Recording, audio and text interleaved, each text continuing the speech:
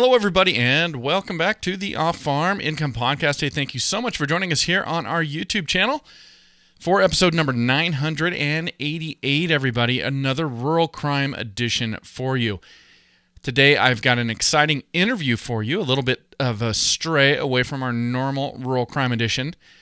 But there's something that I had learned about recently, and I reached out to see if we could probe deeper into this, and that is a GPS-based ear tag for livestock that goes directly to a satellite. It's a really interesting innovation, especially considering everything it can do, and I am lucky enough to be able to feature an interview with the CEO of the Ceres tag today, Mr. David Smith. So he's going to be coming on the show to talk to us all about this innovation, its cost, its theft deterrence, its capability of finding stolen livestock, and all of the different applications. Very excited to bring that to you, and we're going to get that started for you right now.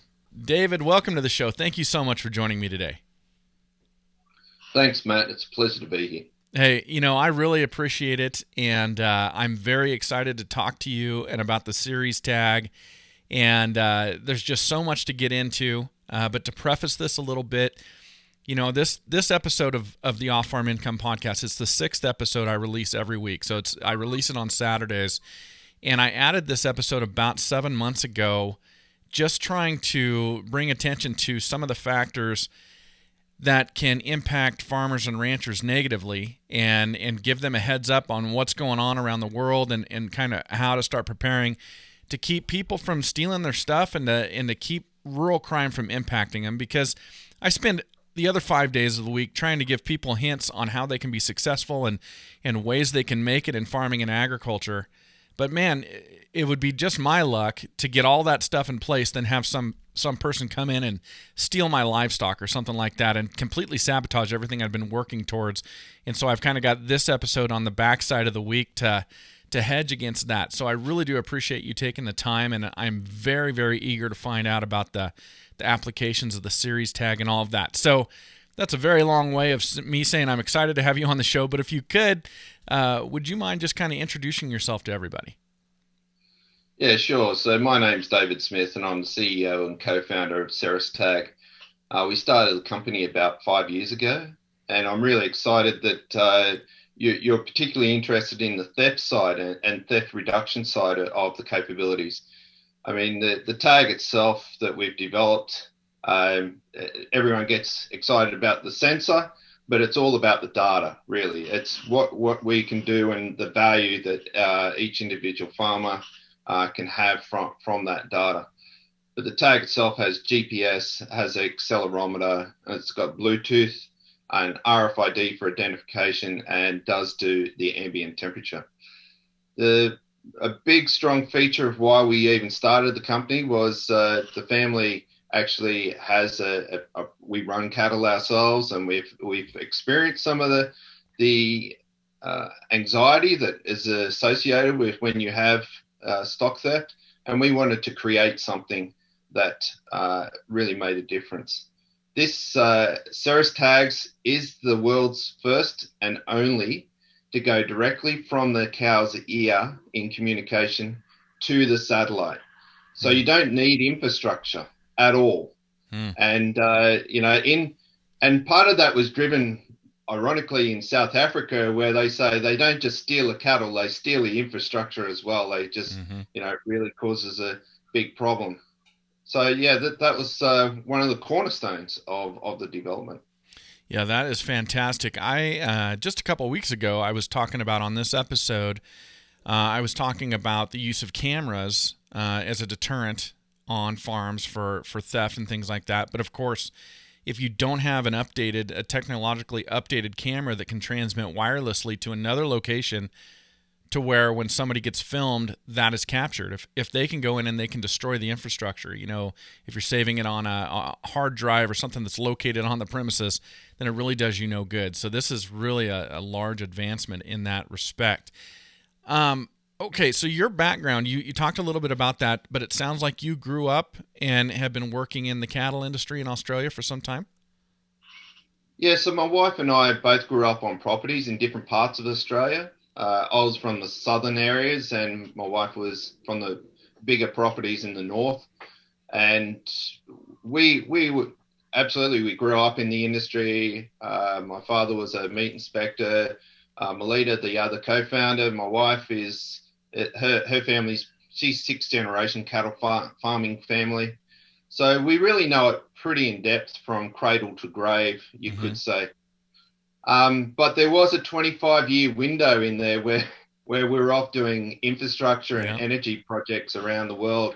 And we came back to this industry, started coming back in about 2014, into the family farm, my wife's family's farm. And we just identified that there was just such a lack of the ability to trace. And I actually got talking to the police about some of the things, and they just said if we only had something that could be on the animal to track the thing, not just something that identifies it, but something that actually tracks it. And, it was one of the defining moments when we realized that if we're going to do something like this, if it's not direct to satellite, it's rather pointless. Once an animal leaves the property, if you use some of the other IoT systems, once it leaves the property, that's it. It's get a mile down the road, we don't know where it is. This one, it doesn't matter. It could be 100 miles away. It could be across the other side of the country. We're still going to find it.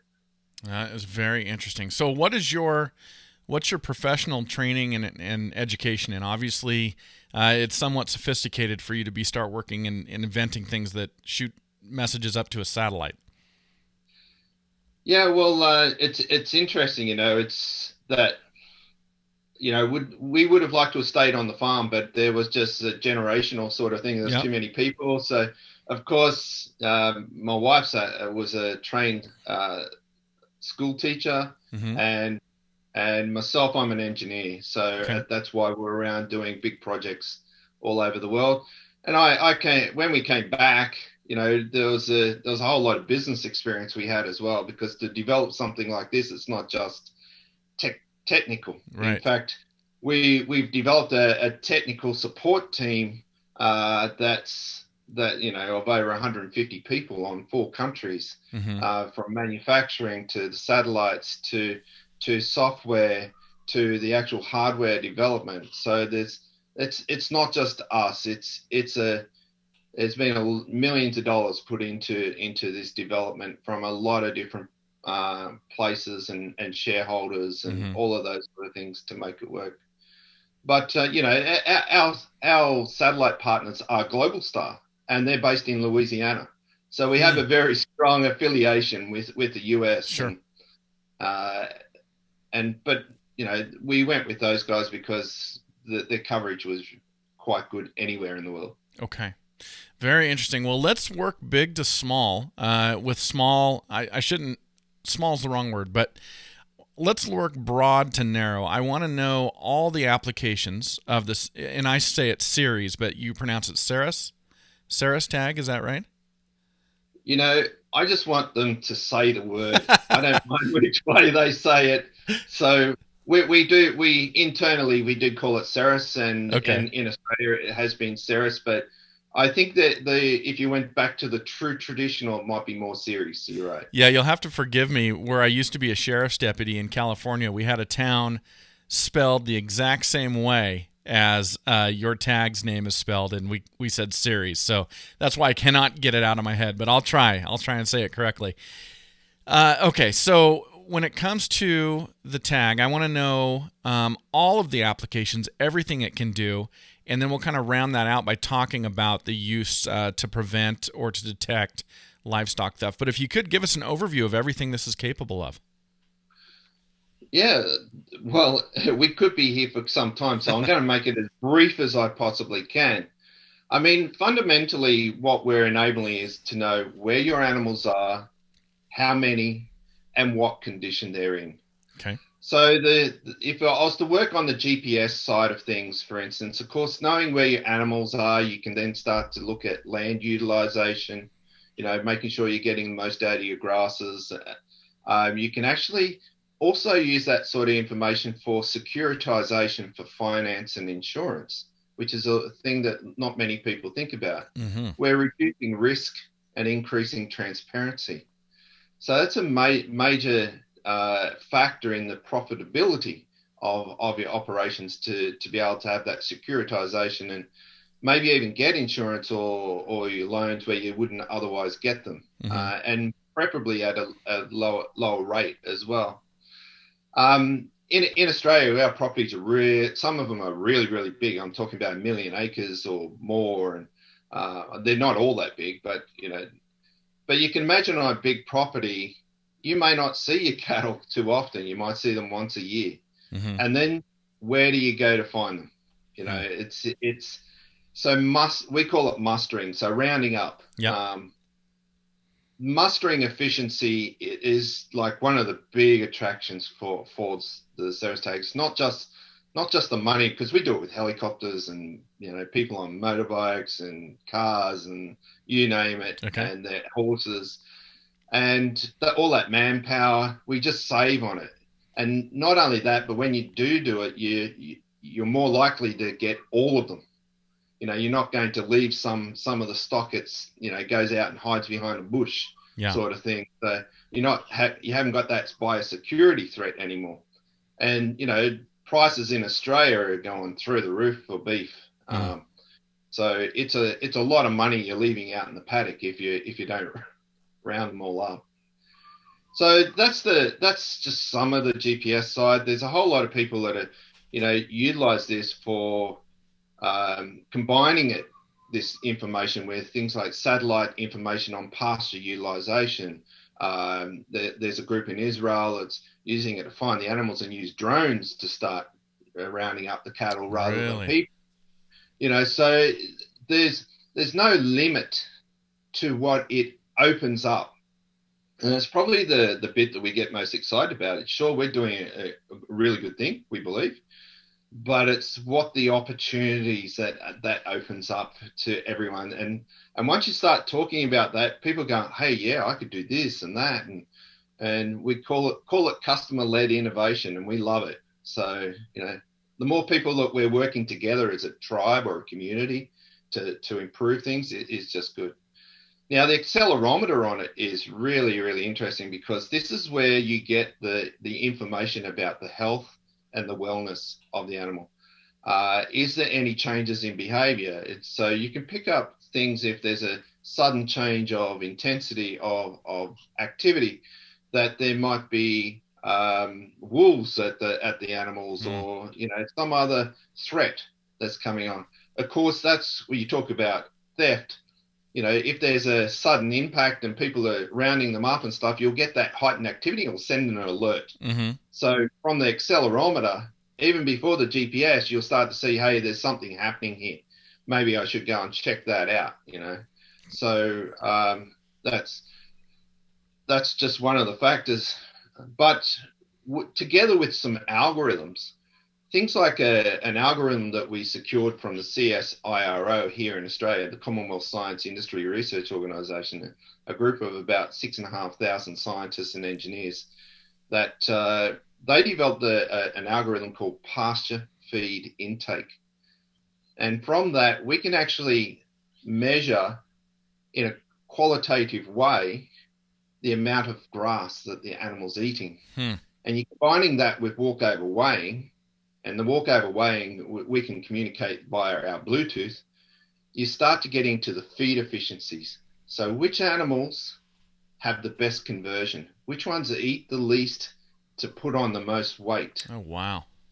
And then you get into, and that's phenotype data. Mm-hmm. And that phenotype data, then you can start to use for your breeding, so genetic selection. Mm-hmm. But one of the algorithms in that pasture feed intake suite of algorithms is rumination. Okay. And rumination has a direct correlation to producing methane, greenhouse gas. So we can actually start to look at the genetics of the animal and which ones are producing more greenhouse gas, and then choose from that, because it's a phenotypical data. Uh-huh. We can start choosing which ones are going to be good for the environment, more efficient as well. So the accelerometer And that's just one thing. We're working on things like when an animal is ready for breeding. So when Mm-hmm. it's on heat, we're also looking at BRD. So feedlots are really big in the US. That's probably BRD is one of the biggest causes of mortality. At an average, I believe, at around $14 an animal on average. Well, I was talking about pasture feed intake Yes. algorithm that we secured from CSIRO. And the pasture feed intake side of things is, of course, all the feed efficiencies and breeding opportunities. But it does measure rumination, and rumination has a direct correlation to the amount of digestive gases, so methane that's produced. And so we can start looking at those the owner of the animals can start looking at those and choosing which ones that they wish to continue to breed with, for your genetic lines. In the US, there's a big push to reduce the amount of greenhouse Mm-hmm. gas from the cattle industry by 30%. Most of that gas is actually produced when it's on pasture, not when it's in the feedlot. Mm-hmm. So it's people often think when they think of cows, they think of them in feedlots, but it's actually out in the pastures where they spend most of their life anyway. So it's there where we need to measure it. And we're, to the best of our knowledge, we're the only ones that can measure that Hmm. out in the pasture area. Very interesting. Wow, what a great place to be in business when you're the only person or the only entity that can do something that is greatly needed. That is very interesting. Okay, so let me ask you about. Well, I want to ask you about one other thing before we get to the security. It just piqued my interest. Does the tag measure the body temperature of the cow? No, it does ambient temperature, Okay. but and this. I'm glad you brought that up. Is people think that measuring the temperature of the cow is the core to whether knowing its health, Right. but as you know, you start feeling sick before you are actually sick anyway. So it's actually the accelerometer that will pick up the illness way Hmm. before temperature does. But it's a nice little debate when you watch US researchers and Australian researchers about which one's more dominant. But Okay. no, we got to be a bit patriotic, don't we? Well, I mean that's the old school way. When I worked a feedlot, you'd pick out one that it just looked off. You'd bring it in. You'd take its temperature, and that's how you diagnose it. When I was working in a feedlot, you'd pull it out, bring it in, take a rectal temperature, and see where it was at, and then go from there. So, but yeah, you're right. Before they ever develop that temperature, they already start feeling poorly, and they start going off feed and not performing the way you want them to. Exactly. Okay. Exactly. Okay, so you had mentioned a couple of the ways that this could be impactful when it comes to livestock theft. One was if there are people out stealing your cattle during Yeah. the illegal roundup, the accelerometer is going to detect this increased stress in the animal and then notify you as the producer that there is an increase in stress or something like that. Did I understand that part correctly? Yeah, a dramatic change in behavior because when you're rounding them up, they're not just casually walking. You're generally moving them quite quickly Mm, because when stealing them, you want to do it as quickly as possible so you're not found out. So right. it generally is a very heightened activity that is occurring. So that's just one of the indicators. And then of Okay. course, if you've got the GPS and you're saying, "Hey, what's my cattle doing like 10 miles down the road," sort of Okay. thing, and it's so at that point in time, it sends another alert and says animal outside of the boundary. Mm-hmm. And with that, you can start taking whatever action you think appropriate. That could be the notification of the police force. Okay, so regarding theft, the accelerometer is that detecting like the pace at which the animal's moving? So if it's normally moving at a rate that's consistent with grazing, and now all of a sudden you can tell it's running or something like that. Yeah, so I don't want to get into the specifics of it, but Okay. it's the weighted average change in activity. So Okay. that accelerometer is measuring the change. So if there's that more activity, it's getting more.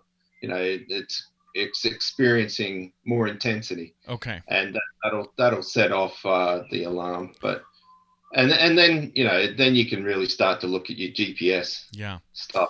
You know. Well, okay. So I think the natural question then is, once somebody gets the cattle loaded up, they're in a trailer, they're taking them away. What Mm. stops them from just removing the tag and removing the GPS and just tossing it out on the road? Yeah, that's a great question, and we thought about that right from the start. Because one of the biggest things about ear tags in general is that the people complain about is they come out of the ear. Yeah. So why would I put an ear tag in? And it's one of the things that Australia, we just said we're going to do identification, right? We're going to start putting ear tags in, and there are losses, but it's one of the reasons why the US farmers have been very fierce Mm-hmm. in their pushback against ear tags. But the fact is, they are the best thing at the moment until there's something magical that can replace them. But we designed it so, typical force to remove these tags is about 5 times greater than a traditional identification tag.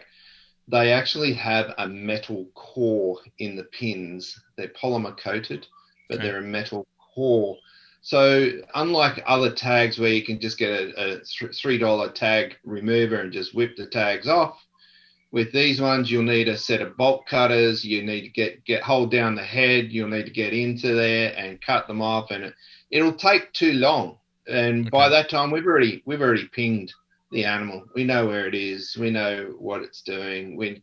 So the likelihood that we would find the culprits is very high. Okay. But I do want to point out that that tags don't all ping at the same time, and they do ping only 4 times a day, but it's recording data all the time. Mm-hmm. And if there's an alert, it'll do a force send. So it won't care that it only sends 4 times a day. It'll go, I need to send, and it'll send that information. That is very interesting. Okay. So for anybody to, it's all, when it comes to theft, especially theft like this, it's all cost versus cost versus benefit for the criminals. So they're not gonna just want to steal one cow. They're gonna want to steal enough that they can get a decent amount of money. But what you're saying is, it's difficult enough to remove these that they're going to need equipment. They're going to need a squeeze chute, or they're going to need to rope it and tie it down. And it's going to take them a long amount of time, where if they're stealing 20 head or 30 head or more, man, that's a lot of time working cattle to get these tags off. So it's really raising the cost and lowering the benefit to these criminals by having that on there. Oh, absolutely. And look, the psychology of this is we're working with the University in New England here in Australia and their Department of Criminology. So we're really on top of all of those things. There are a lot smarter people than me that are working on the whole psychological side of things. And you being an ex-police officer yourself, the likelihood that they would take them to their own property for safety, the thieves, is pretty high. And the thing is, the idiots, well, what they'll do is they'll cut the tags and they'll probably throw them on the ground or in a bucket, off to the side. And while they're doing the next one and the next one, those tags are still pinging the satellite. So they're still saying, hey, that I'm here. Okay. This is where I am. Okay. And the police can go, hey, this is where we're getting the signal. Why don't we start our investigation at this property? Sure. And what is the battery life on one of these tags? Yeah, so the tag is a composite of time. So when you buy the tag, you get 4 years of satellite service up front, paid for straight away.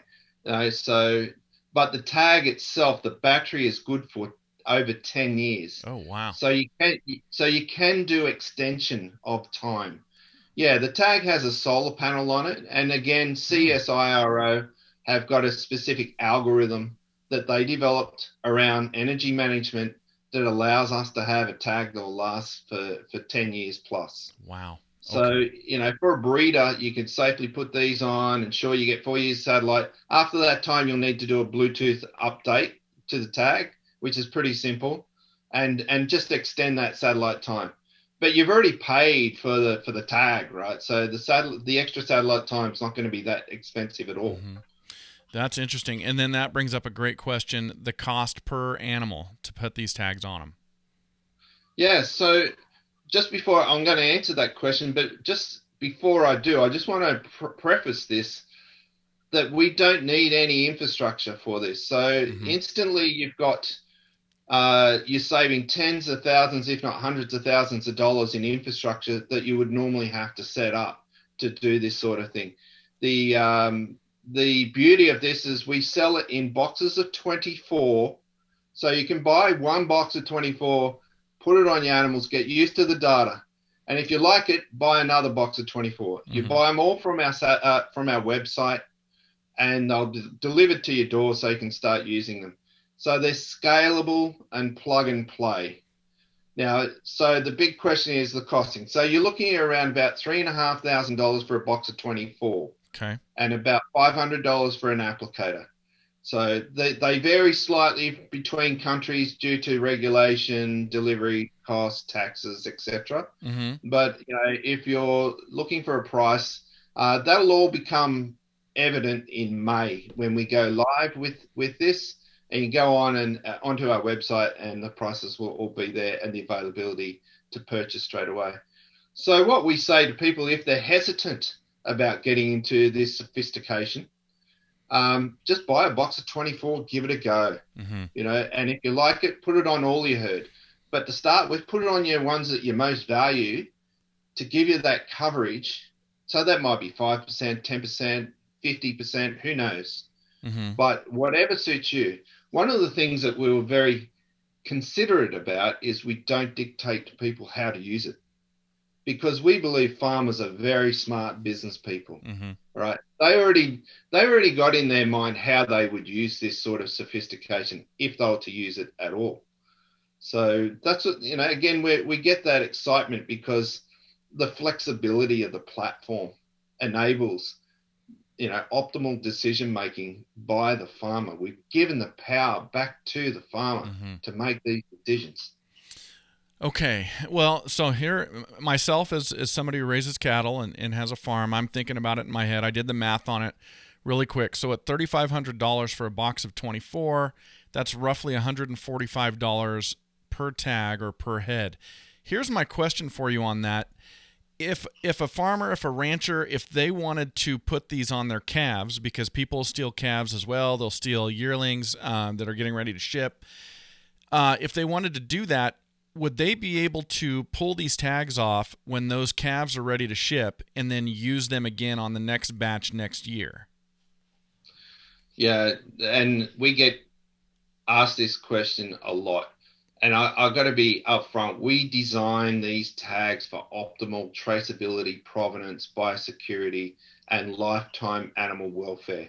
So once you put them on, they're designed not to be able to come off, and Okay. hence why they're so powerful for theft detection as well. You can't have both. You can't have your cake and eat it too. So no, they're lifetime tags. Got it. Now, there's other reasons why that is not optimal as well. These are a smart tag, and they will need, if you were taking it off one animal and putting it on another, it would only take a few years, and then you'd have to be doing firmware updates. You got to take it off, you got to scrub them down, because otherwise you're going to get biosecurity issues. Mm-hmm. Taking off one animal, putting it onto the other. Plus, realistically, these are a polymer, right? So they'll last for about 12 to 15 years. I don't want you in 20 years' time still putting it on one calf to the other, and you go, hey, these things are crap because, they break and they're falling apart and all these things. So we made it for the lifetime of the animal. That's what we've made the tags for. So once you put them on, that's it. Now, interestingly, Matt, what we believe the future of this industry, and I think COVID will drive this, is that you won't be able to buy, sell, or transfer an animal in the future unless you have the packet of data to tell and assure the animal of its origins and its health and welfare, right? It's not going to happen next year, probably not the year after. But let me tell you, it's coming, and it's coming from all over the world. The world demands to know more about where their food is coming from. Mm-hmm. And that's where the premiums are going to be as well. So you don't want to be stuck with an animal on your property. It might be okay, you breed it, but and you can't transfer it. That no packer will take it because they don't know what its true history and stuff is. They're not going to just buy it from the sale yards and hope for the best. Those days are quickly becoming history. Mm-hmm. So the future is all about data and making sure. I mean, you can't go anywhere now yourself without being tracked, either by your mobile phone, cameras, whatever. What makes it any different for animals? Yeah, that is really, really interesting. So, in thinking of applications on this, and of course, every rancher, they are going to look at the return on investment and the cost per head of cattle. It's an interesting as I think about it. If you can't move them from one, say, calf to the next calf next year, still that calf that year before it's weaned and before it's shipped is with its mother that entire season. And if mom's got the tag in her ear, if they steal the calf, you won't have the GPS data on where the calf went to, but you're going to have the data from the accelerometer while they're trying to get that calf, because mom is definitely going to be reacting to that. Well, Matt, this is what you just did then is exactly what we get excited about. You're instantly thinking of what the opportunities are. Yeah. And what we say is this is the tag, this is the opportunities. You just came up with a scenario yourself, how or why you would do this. Yeah. And that's happening with every single farmer out there that has livestock. And don't think of it as $145. It's like, this is $145 you might get extra from the next person who buys your animals. So a feedlotter, this is worth a lot to them to stop. If they can detect BRD in their feedlot because they've been able to update the tag with a BRD algorithm, that's worth a fair bit as well. That's true. And then the backgrounders, 3-day sickness. This is what we see happening. And again, this is not tomorrow or this year or maybe even not next year. It will start happening in those timeframes, but it's going to be a period of time where it's just a transferable price right through to the supply chain. Mm-hmm. This is a supply chain opportunity. And you ask, well, who's going to cover the cost? The consumer. Mm-hmm. This will add 5 cents a patty to your burger or 10 cents a steak at your favorite restaurant. It doesn't make a big difference. Tell you what, I'll pay extra 10 cents to know that the animal has had a good life and where it's come from. All of that sort of information it's pretty important to me. And, we do boxed beef out of our family operations. And let me tell you that our customers really want to know that sort of information. Mm-hmm. It's a growing interest area. That is very interesting. Okay. So I want to ask you about this as well. I cover a lot of stories out of the United Kingdom and Ireland, Scotland. They are having a lot of thefts of sheep. Now, are there plans for the future for other species besides cattle? Yeah, absolutely. This can be used on sheep now. It's about 1.25 ounces in weight. So it's pretty light anyway. You can be putting it on and it will be there for the life of the animal too.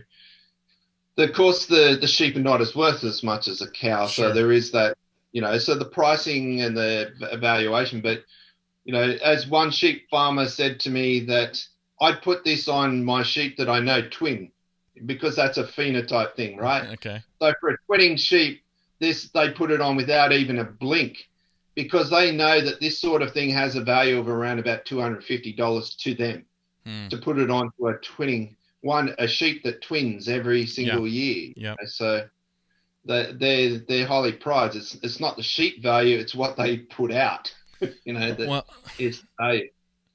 I will tell you, I keep reading, and I'm just blown away by these stories I'm reading out of the United Kingdom. They call it livestock worrying.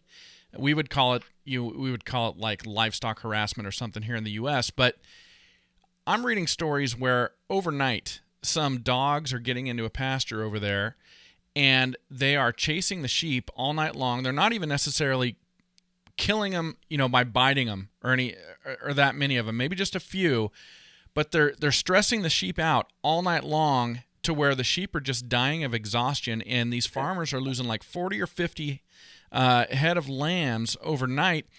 And if you had your tag on just one or two of those ewes, and you could detect this increased level of excitement through the accelerometer, you would know what's going on. You could get out there and you could put those dogs down before it had this ultimate result. You wouldn't even need them on your entire flock. That's really interesting. No. Yeah. And you just did it again. Customer-led innovation. It's like I'll put it on 5% of the animals because that's all I need to know to get that sort of data that's really affecting my profitability here. So, we lose hundreds of millions of dollars through theft in Australia in livestock every single year. And, in other countries, it's worse, and some are not so bad. But interestingly, I've got an inquiry. We get the most weirdest inquiries, right? And there was an inquiry from Scotland. I can't tell you the details for obvious reasons, but they get white-headed eagles stealing the lambs, and they want to know where they take them, what happens, and all that. So, can I have 1,000 tags, buy 1,000 tags? Because this is a major research area that we need to know, because it doesn't have implications just for today. It has implications for the whole of history going forward. And so so the investment now it might be a reasonable investment now, but has a big impact for the rest of time. Okay. Are these available commercially to the average run-of-the-mill producer right now? Right now, no. May, yes. So go to our website in May, and it's the availability of to purchase tags is there. It's an e-commerce system, so it's a bit like buying something off Amazon, really.